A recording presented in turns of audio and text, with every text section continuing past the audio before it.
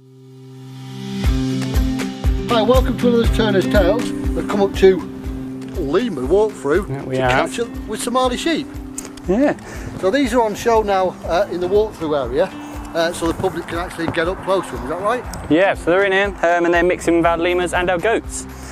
So they're all doing very well. And see, we've got Dennis here being a bit overexcited. But yeah, with these guys, they actually are Somali black-headed sheep. Now, as you can see, if Dennis will let me do it for you, he's actually got two little fat stores here and here. Now, as Ian put, they are very good at twerking, and he got very excited by it last time we met him. But they actually can go just shy of a month without food or water. And they also have the black around their necks, so that actually helps them remove the heat from their body, so that they can then pass the rest of that heat out through their, around their neck, basically.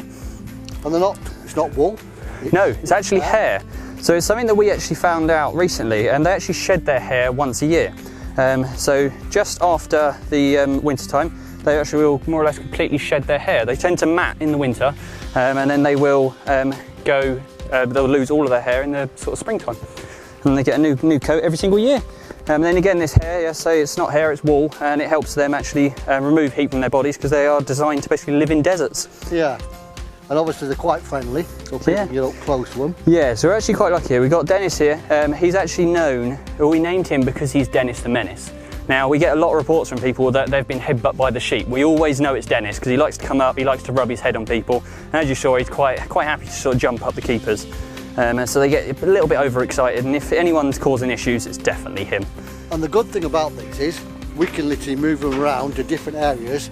Exactly. Clear bits of grass where we need clearing to. So I'm generally the person that keeps all the mowing and the strimming done. These guys are work wonders for me. They manage to do my job for me, and it's a whole lot easier to actually deal with.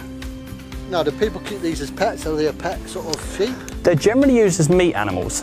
So generally out in Somalia, they will use them as meat animals because where they've got these abilities with their fat stores, they can, as I say, they can go about a month without food or water. So they'll take them out into the deserts and basically just leave them there because there's no real predators out there for them to be predated upon by. So she will just take them out in the deserts, dump them there, and then once a month you take food and water to them until they are full grown, so about the size of these boys here, and then they can bring them back to the ranch, feed them up and use them as the meat animals. Very self-sufficient. Yeah, they will more or less keep to themselves. This time of year we don't really feed them a thing. They eat the grass, and they do occasionally, especially Dennis, like to be causing issues, and they like to steal the browse that we give to the goats.